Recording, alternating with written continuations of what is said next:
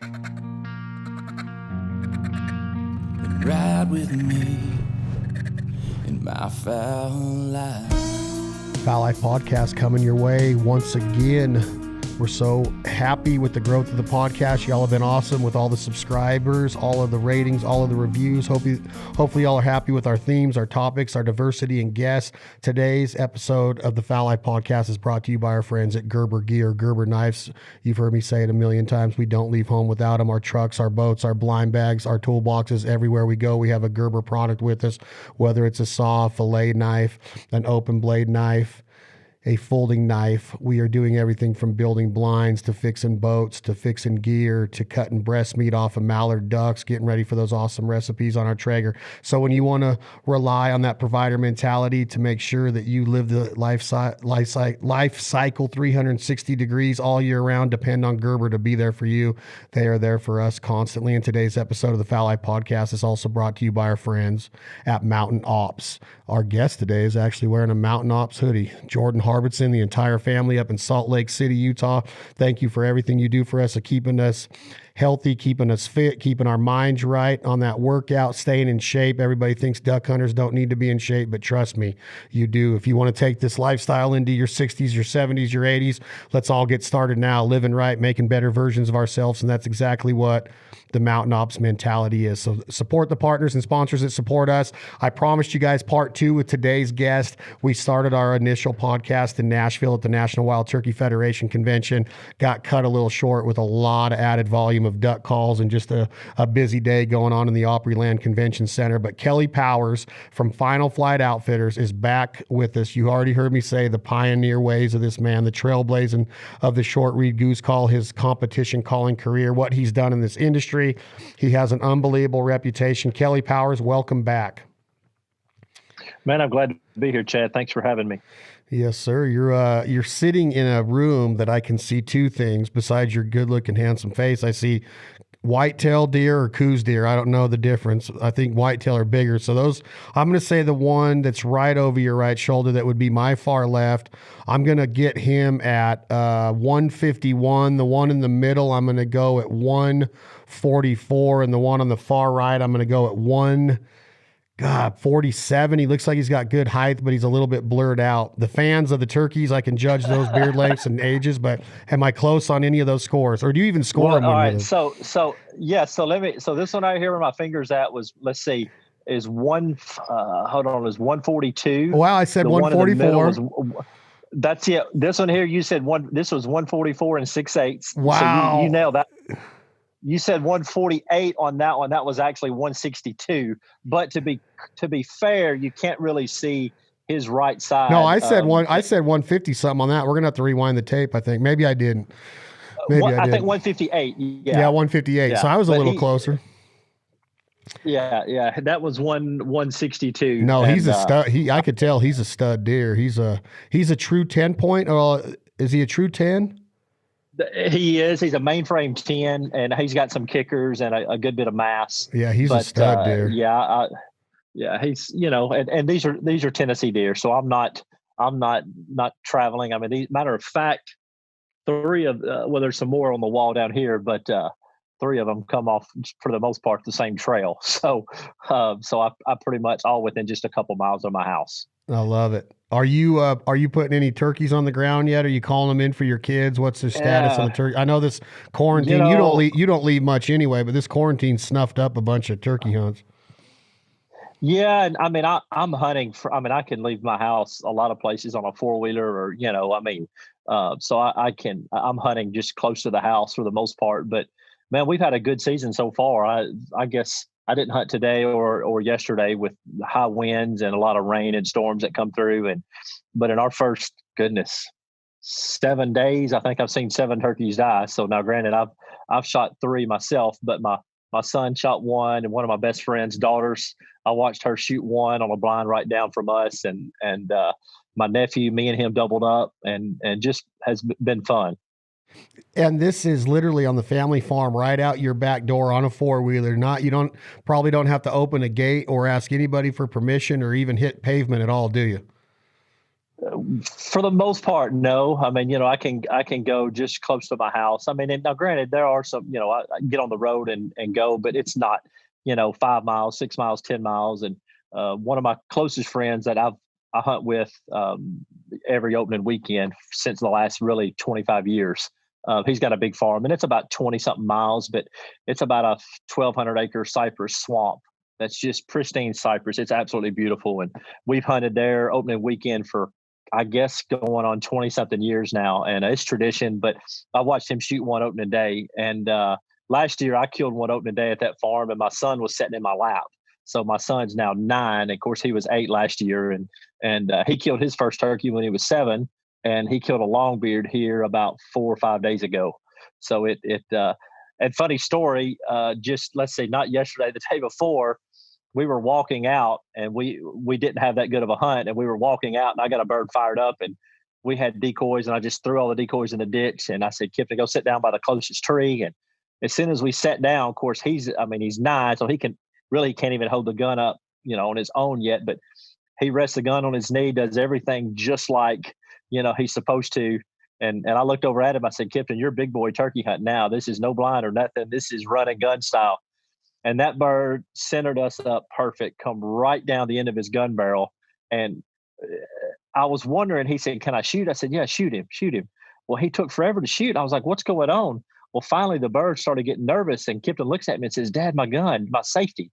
Well, he's at the age that I've never even taught him to how to take the safety off yet, because that's my job. I reach over when everything's safe, and I click the safety off and say, all right, your safety. And I tell him. But as that bird was coming in, he said, Dad, is my safety off? Well, it happened so fast, I thought he was asking, is my safety off? And I was like, yeah. And I just assumed that he's clicked his off and he's ready and unsafe.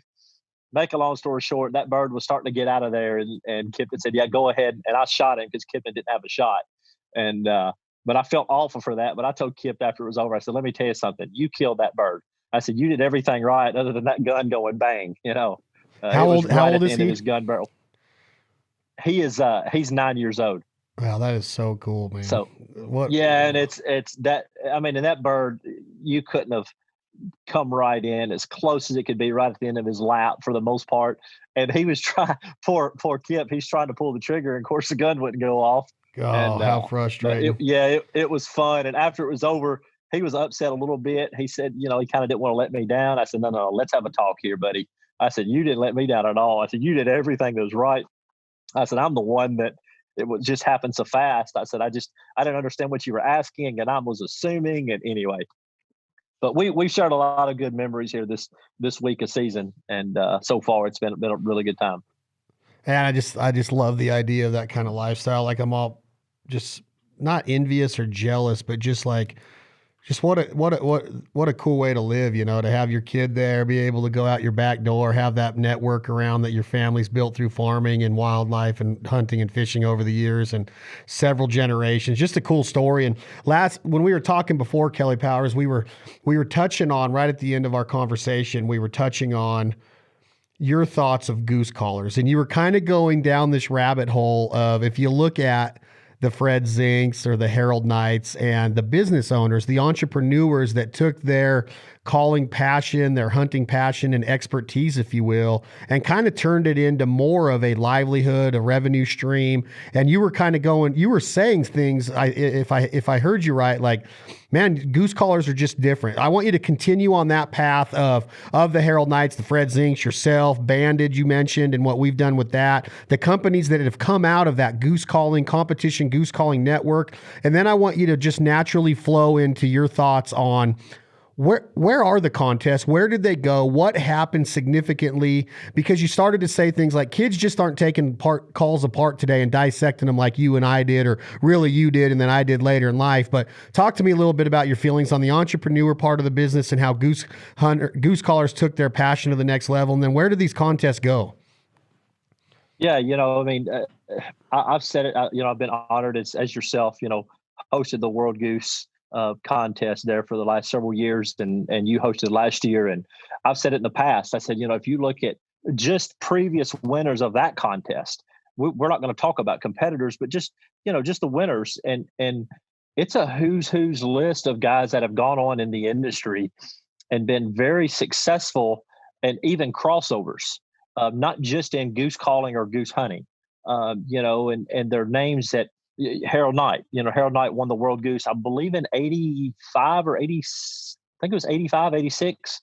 And to see Knight and Hale get started, what they did, and of course these are two gentlemen from Cadiz, Kentucky, that were huge waterfowl hunters, but they were probably more known as turkey hunters than they were waterfowl. Yet one of the first accolades they got was in the waterfowl world. And it just goes to show their competitive spirit, entrepreneurial spirit, and they're just very bright hunters, and just had a different mindset on studying calling techniques, hunting techniques, stuff like that. And you go on down the list, and there's tons of people since then, Fred Zink, and you can go Sean Mann, and there's different people that have done things that where they are now, and not only where they are now, but the companies they started, the concepts that they created. And it's just like an oak tree, and all the branches and all that. It just networks from there. And it's really interesting. And even with Zink and the companies that he helped start, and the products that he helped design, and the hunting concepts that he helped innovate, not necessarily things that he created and he would even tell you, but there are things that he might have modified and made better, or different things. And it's really a lot of the roots go back to competitive goose calling. It's kind of where you can see where those guys got the start. And I don't know, it's just interesting to say. And I don't, competition is a good thing. And granted, I work for Higdon Decoys as a competitor with what, Fred started with AVNX. But at the end of the day, I think we're both very close friends, and he's been good as gold to me, and I think the world of him and his family. But if you look at that competitive spirit, I think he would agree. The competitive spirit we have on stage, it also it translate over to business. And in the end, we make better products for the hunters, and I think we all win. And that's where our passion is. You want to be successful, but then again, I want to make a product that actually can make me more successful out hunting. And and I feel like we've done a pretty good job with that with Higdon, and then Final Flight, what we sell. And I know Freddie's done a good job with that with AVNX and Zinc Calls, and there's a ton of other companies out there. I'm kind of singling him out just because we started there, but there's a lot of companies out there that have a lot of success on that, and the root started with competition calling. Yeah, you made mention before to me about how Knight went from the waterfowl obsession and then becoming more known per se for turkey and probably even whitetail than his waterfowl. And then Freddie came into, the waterfowl. Zinc Calls was all duck calls, all goose calls. And then you mentioned last time about, the AVNX turkey line and the calls, and how he surrounded himself with and Freddie's self-admittingly really not a big time turkey hunter. He enjoys it, but he brought in the right people to take that part of the brand to the next level. Yeah, and one of the best things that I've kind of learned along the ways is and part of it was from people like Fred and the other business guys that I've been around my whole life, is if you surround yourself with successful people in their lane. And I always tell people, stay in your lane and own your lane. But if you surround yourself with people that are highly successful, you're going to rub off on them and be successful yourself. And that's what we try to do with our business, with Final Flight, our store. It's what we try to do with Higdon. It's what we try to do with Power Calls and the companies that I'm affiliated with. Areas that I'm deficient in and that I lack, I try to bring people on that's where their specialty is. And if you analyze your staff, if you put them in areas where they can succeed and give them space to let them grow, man, you're going to do great things. And I tell guys that I work with, and Brooke and Kyle with Power Calls. And of course, Kyle, Kyle won the World Goose the last 2 years. I tell him, I said, listen, there are things that I might do that I'm horrible at. You don't necessarily want me in sales. You don't want me at shows necessarily talking to people, because I physically get tired. I get burnt out, and it's not down my wheelhouse. It's not in my lane of what I can do best. But you can take someone like Brooke and Kyle and put them in those areas, and they love it. I mean, they kill it. They're awesome in the public. They're great on camera, and there's different things. So I try to put people, it's just common sense, and put them in areas that they can succeed, give them room, and they're going to be great. And part of the discussion, as far as how meaningful competition was and what it meant for your career, you even said that, your resume padded with that World Goose Championship and that Champion of Champions, that was good for you to take that into an Under Armour or a potential employer or, whatever it was that Kelley Powers was going to go into. So back in that range from, I'm going to say 97, 98, 99, maybe a tad bit earlier and probably into I'm going to say right up 2007, 8, maybe, but the worldwide in 2005 in Fort Collins, Colorado was one of the last bigger ones. Is it safe to say that the main reason contest calling is gone? It's two-sided. One, all these kids and all of these up-and-comers have a ton of access to content on the internet, which I would think would drive more of a passion to succeed in competition calling because they can go find your routines and Hunters and Kyles and Trinans and you name it, they're out there. The other part of it, Kelley, and tell me if I'm wrong, is I think that retail has a lot to do with the fall off of the amount of contest and opportunity out there, meaning that the retailers were pushing a lot of these regional contests through Cabela's or Bass Pro or Sportsman's Warehouse. And then you did have the U.S. Opens and the Winchester and some of those that were held in neutral areas. But still, even in those cases, retail's partners were big time for that as far as sponsorship dollars. Well, now with internet shopping and online, the ways that people are getting their product through Amazon or your catalog and your online service, do you think those are the two main factors? Is the internet ability to, get kids the content they need? They really don't physically need to go to a contest anymore? Or what happened to that burning desire to compete? There's a lot to that. I mean, used to people, the biggest contests were held at retailers. And I think, and granted, we're a retailer ourselves, but when you look at it, it's very hard for a retailer to turn a contest or a calling contest into a profitable weekend.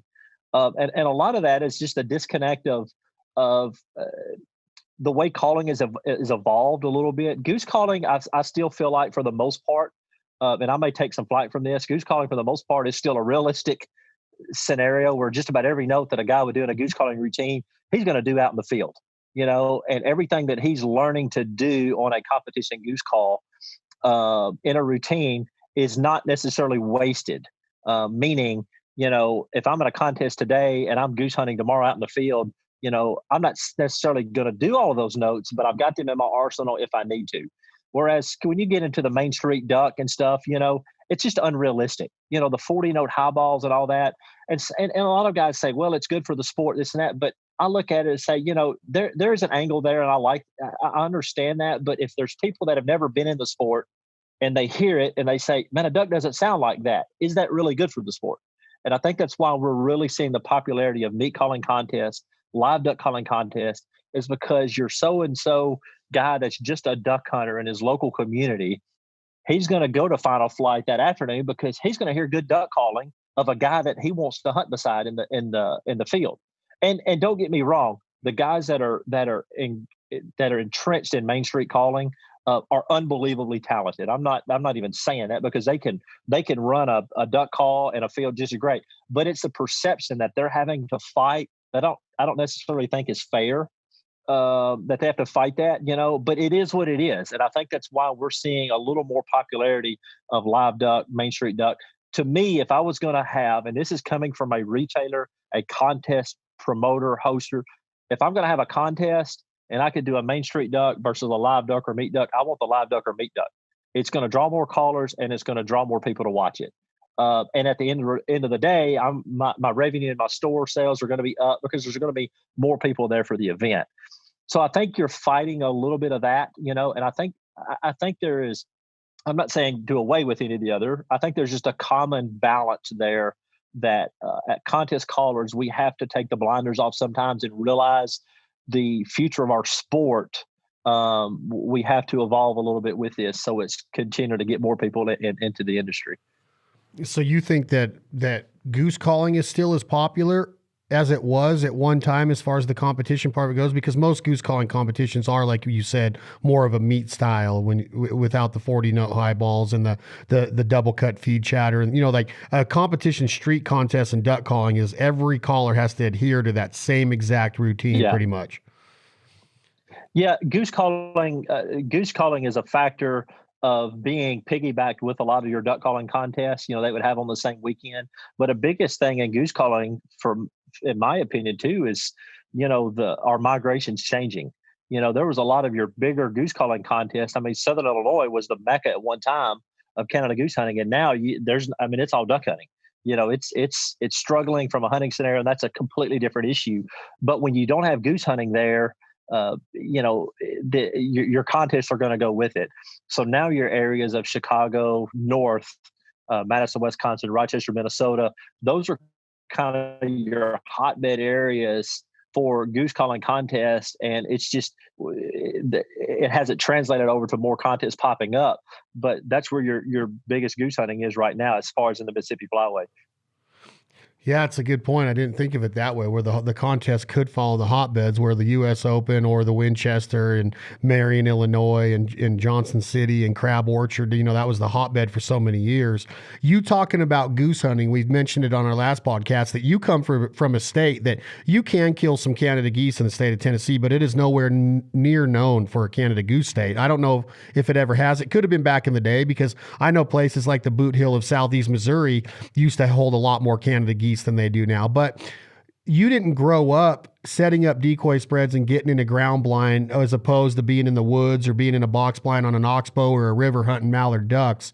You started to really travel, is it safe to say, during the RNT days when you started to go to Canada and get set the large spreads of Canada goose decoys?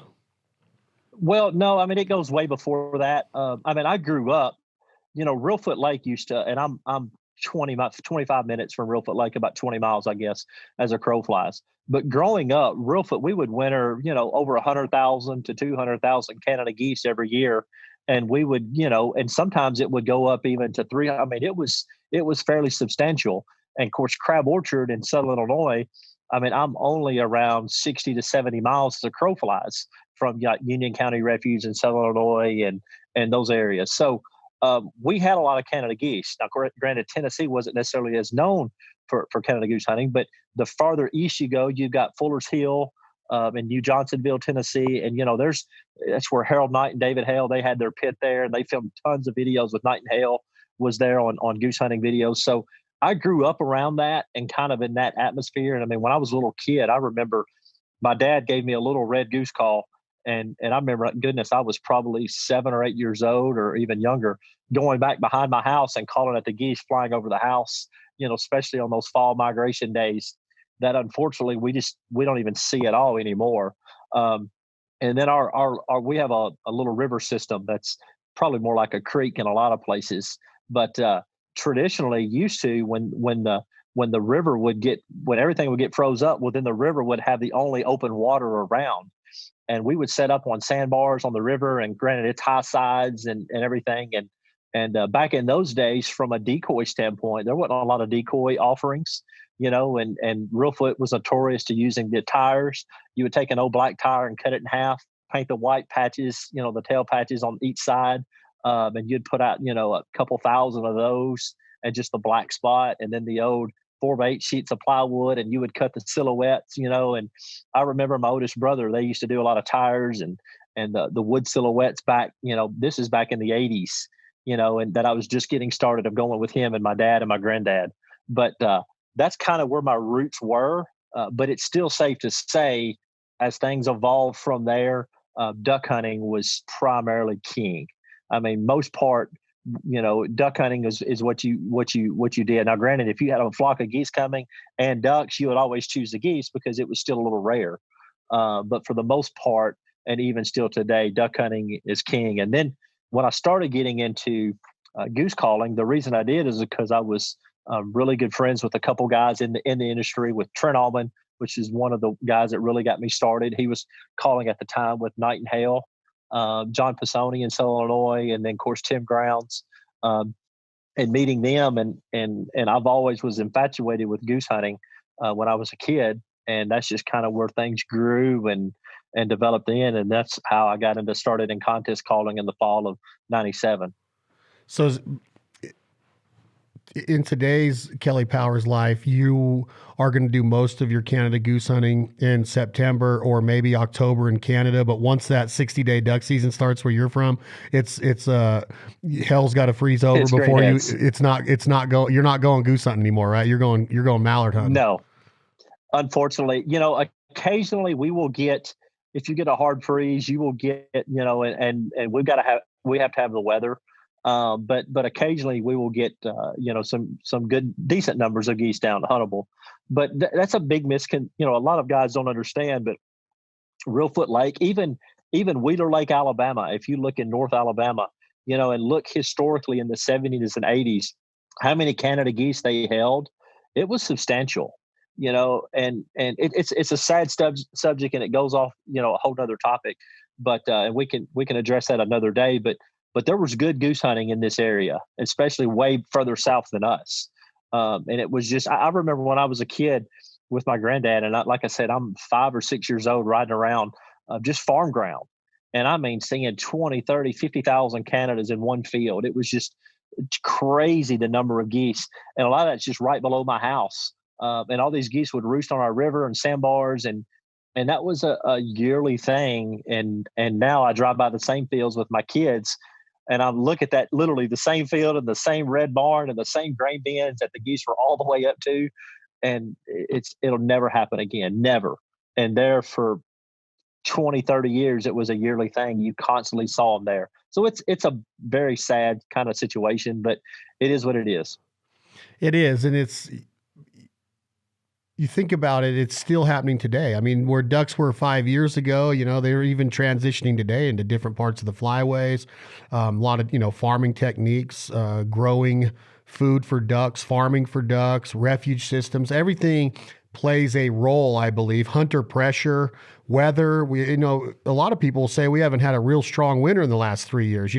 It's all relative. And when you talk to somebody that loves duck hunting as much as you do and goose hunting as much as you do or I do, or like Dave Stanley or John David, it is what it is, and you just have to keep rolling and adapting. And I think that a lot of time is spent, wondering like where'd they all go when the time needs to be spent is like, hey, where are we going to find them now? Like you can't sit idle, I don't believe anymore. You have to be able to adapt. And like you say, like where you're hunting right now, it was always rich in duck hunting, and that's what you concentrate your efforts on. But when you are doing your job with hosting the TV show for Higdon, when you are testing product for the Higdon decoy line or Moe Marsh or going out for final flight on a media hunt or whatever, you're chasing Canada geese in locations where Canada geese are, whether it's in Ontario or Saskatchewan or Alberta or somewhere where you're going to find a good heavy population of Canada geese. So you, as a hunter, hopefully you have the ability to do that, even if it's once or twice a season.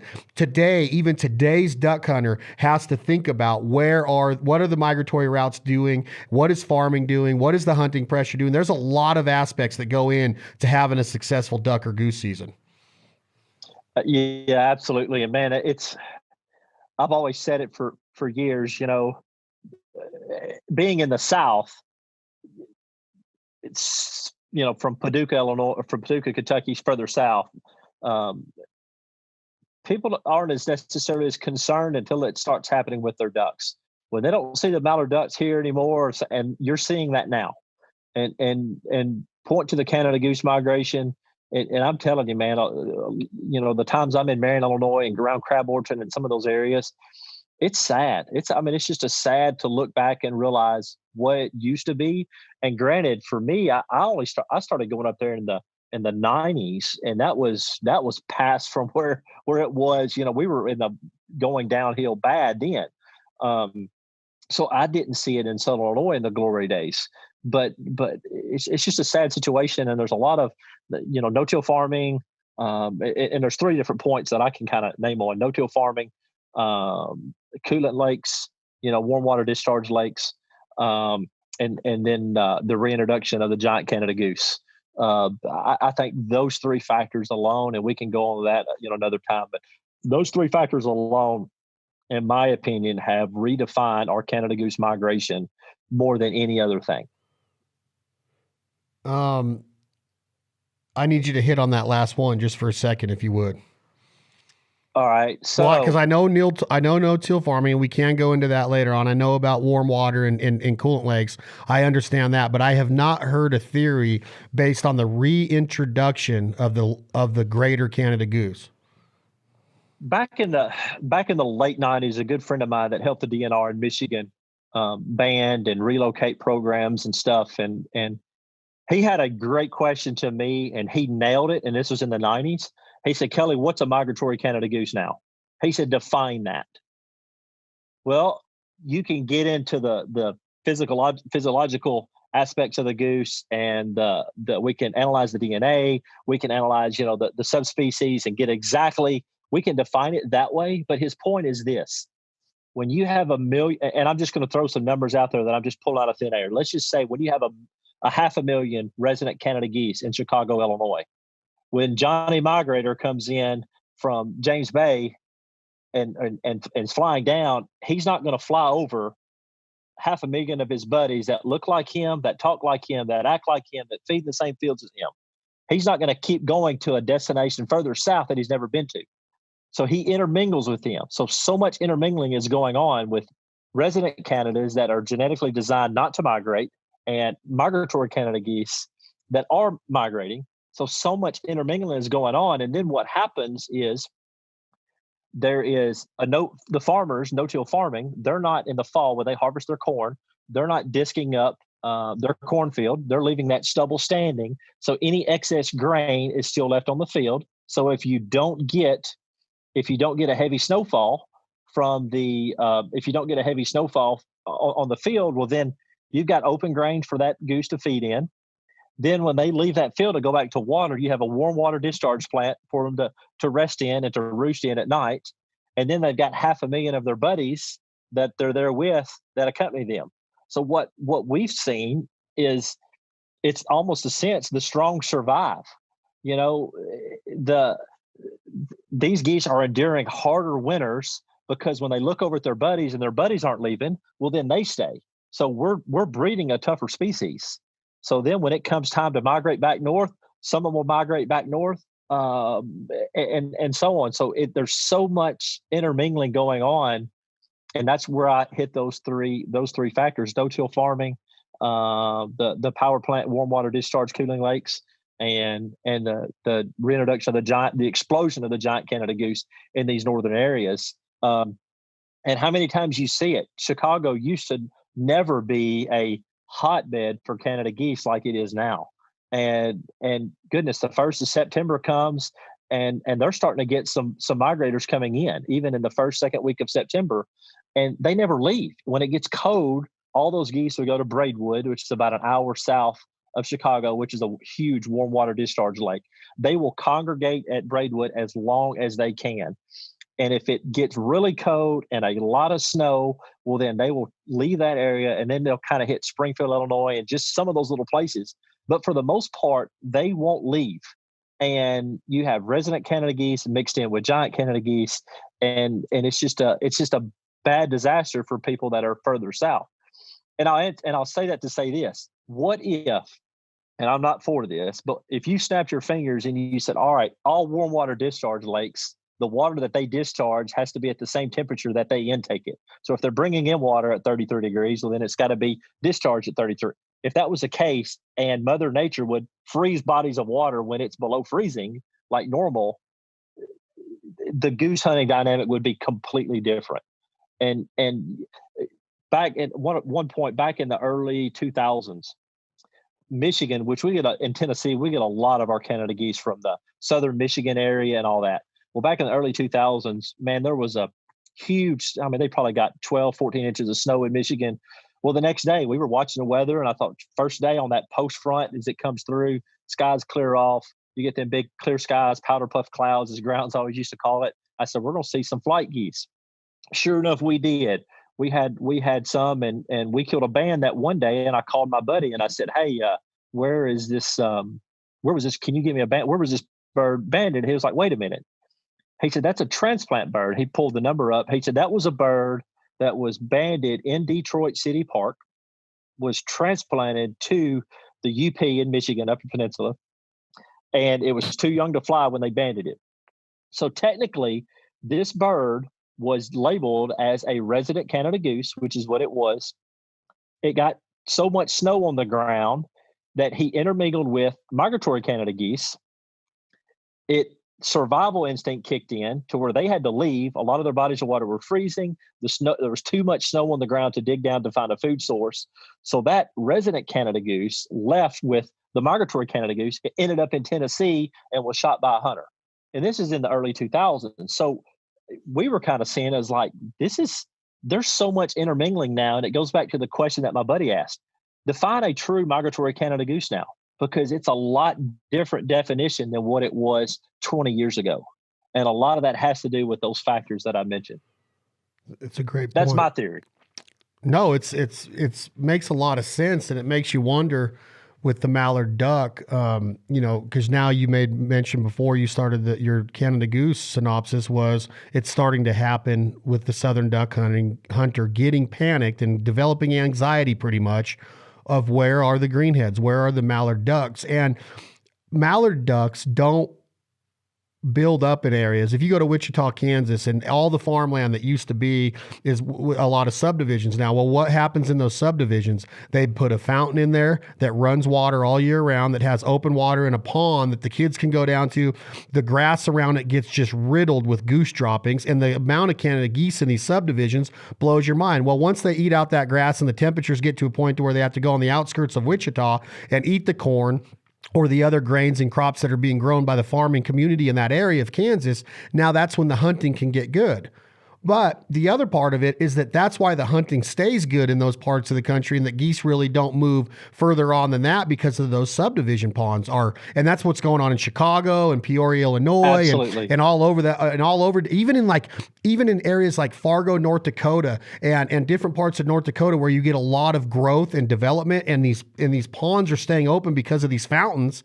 And now these Canada geese are never leaving areas so now your point is well taken, because the intermingling occurs, and the natural instinct of a Canada goose so the survival mode is kind of taken away from them, and that can be said for a lot of things, even like refuges when they're going in behind closed doors all the time and eating a feast that's farmed. A lot of these refuges are farmed the same way that hunting ground is, and these ducks are getting conditioned of like, man, we don't get shot in these. So there's a lot of talk about that, but that's a great point about the intermingling and why Canada geese have never really left. And I wonder what's going to happen to places like the Front Range of Colorado.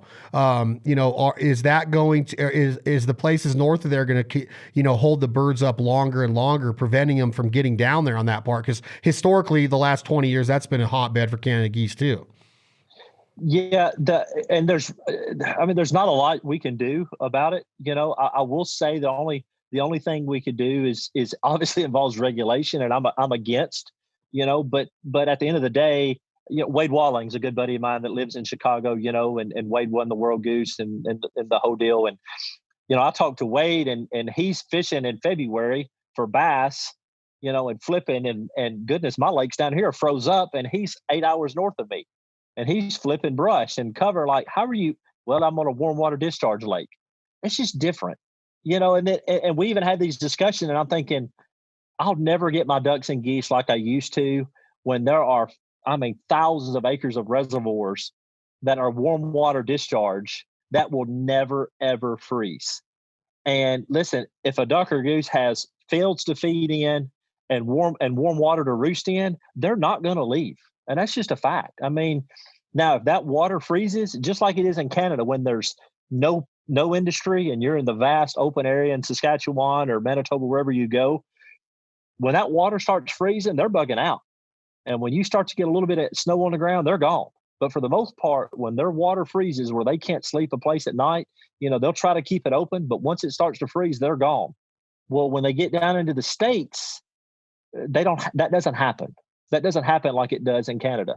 And I think it's one of the biggest things. And I tell guys to say, hey, listen, get on Google Earth, find you a river, just zoom in as far as that river and just keep working your way upstream on that river. When you see the little squiggly, like little creek going in, if you start seeing smokestacks, just zoom in. You'll see some smokestacks, and then you'll see a discharge. Like, that's what those are. They're warm water discharge plants. That they're bringing water in to help cool their generators, help cool the machinery. And I get that, all that. And then again, I'm not necessarily for additional regulations. I'm just stating a fact. I think this No, it makes total sense. dramatically affects our migratory birds. And I don't even know the solution, but I think you could definitely put your finger on that way more than any type of farming practice, any type of other thing. In my opinion, that's one of the biggest contributing factors. And when you start mixing in the part that we have controlled in the, let's say, the past 25 years, and I'm going to go down a little bit of a rabbit hole for 1 minute here, and then you tell me if I'm wrong or if you agree at all. Back when you were growing up, I'm a little bit older than you. I'm 45. How old are you, Kelley? I'm 40. I'll be 42 this summer. Okay, so we're close to the same age. When we were coming up, I don't think that there was a huge influx of American hunters going in to Saskatchewan, Alberta, Ontario, Manitoba areas to hunt, to target waterfowl. There might have been quite a few whitetail hunters, but I think that part of the Canadian tourism, or the Canadian, explosion, if you will, happened later than that. And I'm going to say probably somewhere in the later 90s to the early 2000s. It hasn't been going on that long. Is that fair to say? I agree. I completely agree. So if you mix that and I want your thoughts on this, Powers, on the explosion of dry field hunting in the lower 48, the cornfield hunting, the how many hunters are actually targeting and focusing their efforts for most of their year now to where ducks and geese, mainly ducks, historically have been hunted over water. That's why it's called waterfowl hunting. That's why they're called waterfowl species. Now you have this huge explosion of, not only are they getting hammered in the pea fields over spinning wing decoys, which I'm not even going down that rabbit hole because that's a part of hunting that I have a completely different view about than a lot of duck hunters. But you have a lot of dry field. Now they're getting hunted in their homes on the water. They're day loafs in the middle of the afternoon where they sleep on both bodies of water. And then when they're going out to eat, they're getting hunted. So now you take that into effect. When the snow comes and covers up that food, now they do have a chance to migrate. If they do, they're already getting more and more educated than they've ever been because of all of the vast ways to hunt them. Is this fair to say?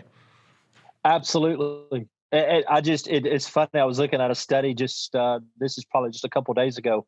The state of Tennessee, a lot of different research entities are doing this, but where they're radio marking birds. But one of the things just here locally that our University of Tennessee did is they radio marked a few mallards, and they're tracking their movements. The astonishing thing is there were a couple ducks that never left the refuge. Like, they never left. I mean, for like one time, one duck was there in the same spot for like 30 days.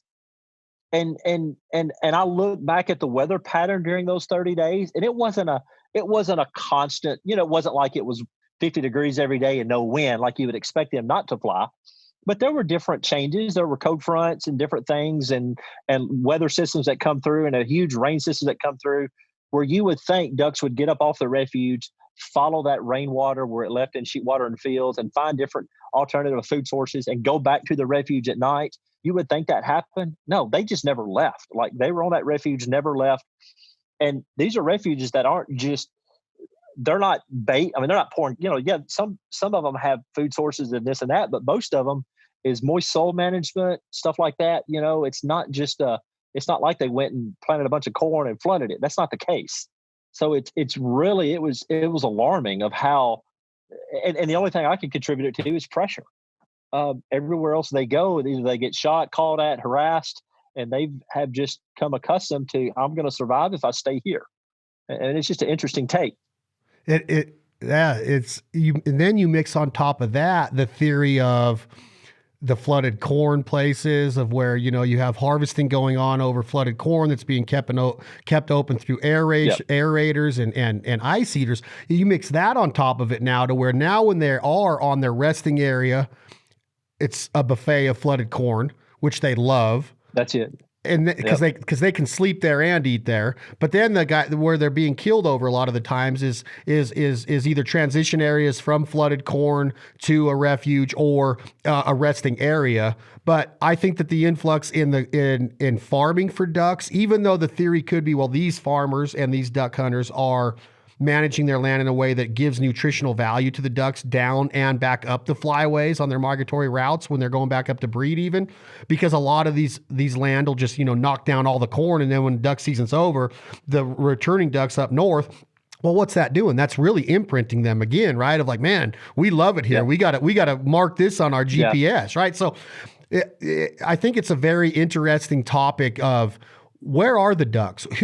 I've never seen more frustrated people in the South than I have in the last 24 months of even down in Louisiana. Louisianans are madder than a hornet. So it's something that I'm not on the level of you are, and I don't even know if you're on the level of a lot of the biologists of what's going on or where are our ducks. But I do think that theory of commingling with the Canada geese has affected the migration for sure, if you look at it that way. But I think the same thing's going on with ducks, because I think that they're finding these spots where all these ducks are congregating and they don't really need to leave. And then you mix in the pressure and they're like, why would we leave?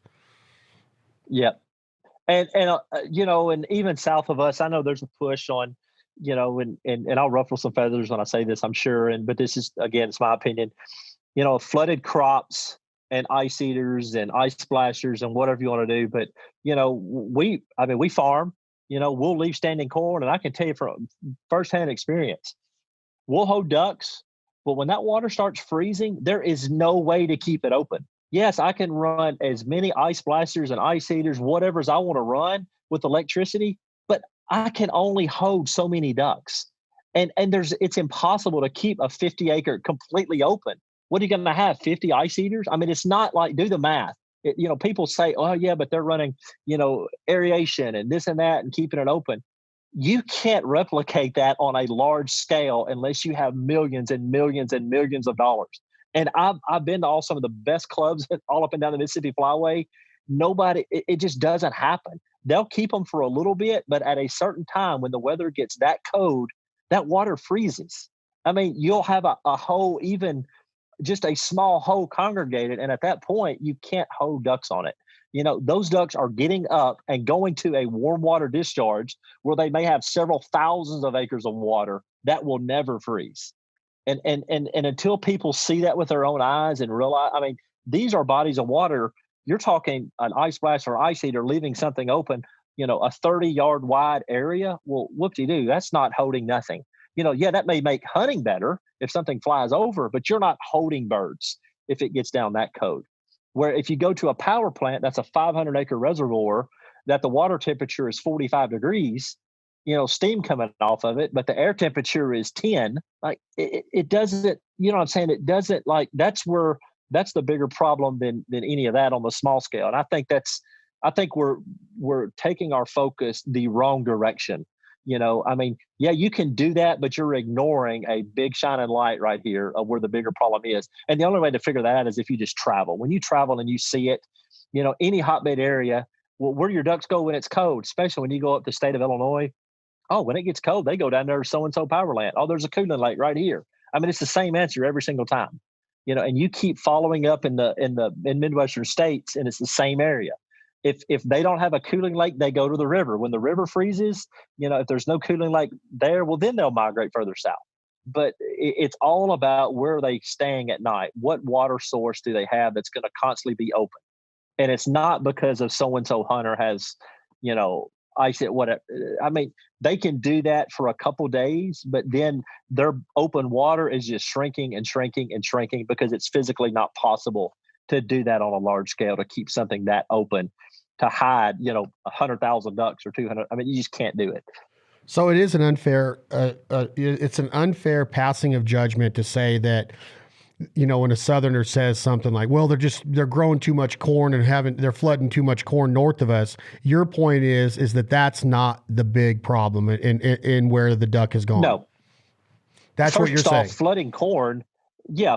First off, flooding corn. Yeah, there's an added benefit, but when that water freezes, well, then it's no different. The bigger problem on crop management is ethanol gas, which gets into increased corn production in the Midwestern states. I mean, those two correlations with the corn production is increased, well, then when South Dakota and North Dakota are taking CRP fields and converting them back to grain fields and having more corn production, and nothing wrong with that. You could see that happening.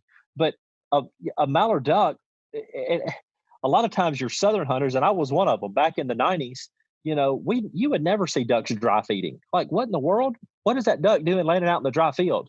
But what southern hunters don't really realize is, guys, this is how ducks eat and survive up north. They would just soon go feed in a dry cornfield as they would in your flooded cornfield. And now when you add the water on it, well, that's an added benefit. Don't get me wrong. But up north, they're dry feeding. So now when you have an increase of corn production and it doesn't have a good bit of snowfall to cover up that excess grain, and they're no-till farming, meaning they're not disking up that field in the fall, they're leaving that grain exposed. So if they don't get much snowfall to cover up that grain, it's an open buffet for them and more of it. And when they leave that field, if they have a cooling lake to go back to get a drink of water that will never freeze, there's our problem. It's way more of a problem than it is of so-and-so clubs or so-and-so hunters. Like, to me, it's a such larger scale that we don't even need to pay attention to the other part. I would agree 100% because I get to travel like you do, and I've seen hundreds of thousands of mallard ducks in mid-December to Christmas in North Dakota, in places where, I would never say it on here. I would tell you as a friend, but you probably already know where they're at. Yep. They're not on the, they're off the beaten path. But my point is that you're looking at temperatures that are below freezing every night, sometimes below zero, open water with coolant ponds, with power plants, with mills, with factories, and with open rivers, that the ducks don't leave. It's if they can get into that dry cornfield, if Mother Nature says we're not going to have a good snowfall until New Year's, and there's not a big snowfall in North Dakota or eastern Montana along the Yellowstone River into western North Dakota and all that area, I've seen ducks up in that country all the way into New Year's. I've seen ducks in videos I get sent from Canada where ducks are still up there in open areas where people are like, there's no way there's ducks left in Canada. Yeah, there are. Because their food's not covered up. Not covered up. Yeah, I've seen Alberta with the grain carts on the trains that haul them around. I've seen mallard ducks. Yeah. Have you seen that just landing all over the train tracks and stuff? It's crazy. They're so resilient. They'll stay. And that's the thing, and I'm labeling myself in this group as a Southern duck hunter. That's me, born and proud. But it's hard to believe on how we were brought up duck hunting. Duck hunting, you grab a dozen decoys, you walk out in the timber, you kick water, and you kill ducks. That's how you hunt. When you see a duck land in a dry field, it's what in the world just happened? That is a hard concept, but believe me, granted, we've been going to further north. That's reality. Like but it was a hard thing for me to understand. It was like back in the 90s, like, how in the world, people are killing these things in these dry fields. Like, to me, it reeked of desperation. Like, because you would never, like down here, even today, like you would hardly ever set up on a dry field in this area because there's so much water, and very rarely do you see ducks feed in a dry field, south of the Kentucky line, or, it's a rare occasion. But when you go further north, it's just reality. And a lot of that, I think, is because of lack of food source in water in areas with water. Where down south, it's just a little more. But man, when you add everything together and all those factors, to me, that's where the biggest problem is. And like I say, cooling lakes is call it for what it is, but it's a big problem in my opinion. It's one of the biggest things I think that's affected us. Something happens in a duck's mind, or it's just probably the readily or the availability of the crop. Because if let's take the state of Missouri, for example. If you go to Kansas City, you're going to find a lot of mallards dry feeding. But if you go to St. Louis and south on the I-55 corridor towards Memphis, and you get into the Boot Hill and the Reelfoot Lake area of Tennessee, it's the same state. It's Missouri, and you will very rarely find a duck that will hit. And I've seen some cornfields in Sikeston around those different parts of the Boot Hill. I've never seen a duck go in there. I've seen Canada geese go in there, and I've seen snow geese go in there, but I've never seen a mallard duck dry feed. Maybe south. I've never seen a mallard duck dry feed south of the Mason-Dixon line in the South. Now that doesn't count Oklahoma or Texas or any of that. Okay. That's right. I'm talking about the South. Yep. I've never seen a duck dry feed down there. I've never seen it. Completely agree. And there's just so much water. There's so much water. There's so many developed clubs. And let's micromanage a little further. Take a year like this year and the year before, when the Mississippi River and the Ohio River system are as high as they are. And the Mississippi, this is going back now on 2 years that we're still at record heights. I mean, there are crops up and down the Mississippi that never even got to be. This might be the second year in a row that farmers won't be able to even put a crop in because the river's that high. When you have that much water, it's not measured in acres; it's measured in square miles. And our good buddy, with across the river with Keith Allen and Christian and those guys, they're not, goodness, probably 40 miles from where I am and where I hunt, but you could at one time you could put a boat in Missouri, and I figured it was like 30 something miles before if you would do a straight line going straight east before you would get back to ground again. And that's just hard to fathom for people on how big of a river system Mississippi is and the Ohio is. So when you have that much water out now for 2 duck seasons in a row, man, it's hard for these ducks to congregate. Yeah, we have spots. I hunt a spot on the river. I hunt a spot that we have on some of our farm grounds, and then we even in Missouri on some rice fields. And you see the good and bad of all places. And when the river gets that high, a lot of these other areas, they suffer. They're not going to have that good of a duck season because there's so much water that what ducks you do have are scattered out that vast. And even for everybody suffers, and I've said this for years. As a Southern hunter, your duck season can be contributed on the full moon cycle in the months of October and November. And this, and this guy goes back to the old Tim Grounds days and hunting with him and learning by, just decades and decades and generations of hunters. But majority of waterfowl migrate during the full moon if the weather conditions are ideal. So I tell guys, find the full moon in the month of September, October, November, those 3 months. Go to your calendar, circle when that full moon is, okay? Go 4 days before the full moon, 4 days after the full moon, block off those 8-9 days right there. Just make a line through that. When it gets up close to that point, watch the weather from your location all the way up the flyway further north. If you have a post-frontal conditions, clear skies with a favorable northwest wind, birds are going to migrate at a more percentage than they would be if it was cloudy, still, that kind of scenario. So if we have ideal conditions in those 7, 8 days each month, if we can get those ducks and geese out of Canada early, if we can get them out of those areas early in those staging points, our duck season in December and January are going to be better. The problem is those full moon cycles in September, October, November, if the weather's not favorable and if it's warm, south winds, cloud cover from pretty much from your location up the flyway, then if we start December and southern Saskatchewan still has good numbers of ducks, our hunting in January is probably not going to be as good like we want it to, unless it's just an absolute extreme weather event. But if we can have the good cold fronts in the month of October and November to get our ducks into northern Missouri, and just really in the last 2 years, man, we had good weather conditions in October and the first part of November that ducks got staged, perfect areas in northern Missouri. And then when our December hit, our December was warmer than January.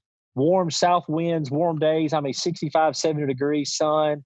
And what ducks we were going to get, it was a disaster of a condition where if our weather continued on, we were just right on the cusp of having great numbers, of waterfowl. Once we get them in what I call our box from central Mississippi up to southern Illinois, those areas for the most part aren't going to have a hard freeze to where it locks you up for the season.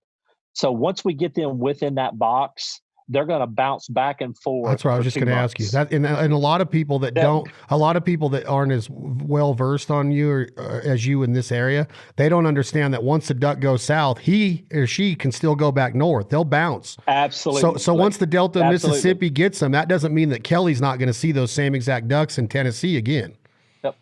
Yep, I want a hard freeze early. I want them to go off past us because once you start getting warm weather and strong south winds, and especially if you get a rain system that comes out of the southwest, they'll follow that water up. And then 3 or 4 days later, get another cold front. It pushes them back out. If we can have those variances, is great. But where our problem is, if we never get them in our box, right now they're doing that, but the northern Missouri is on the northern point of that box. And that's where the problem is. Used to Paducah, Kentucky, Southern Illinois was kind of the northernmost area. I felt like if you were to draw a line all the way down to northern Missouri, West Monroe, Louisiana, northern Louisiana, back into central Arkansas, that was kind of the wintering box and I'm talking mallards. Now that box has shifted further north.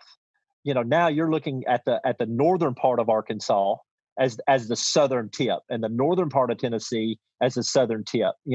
Yes, they'll go further south than that, but it's just that our wintering area has shifted, and the west 200 miles north, and the western boundary kind of might have shifted a little bit more west too, don't you think?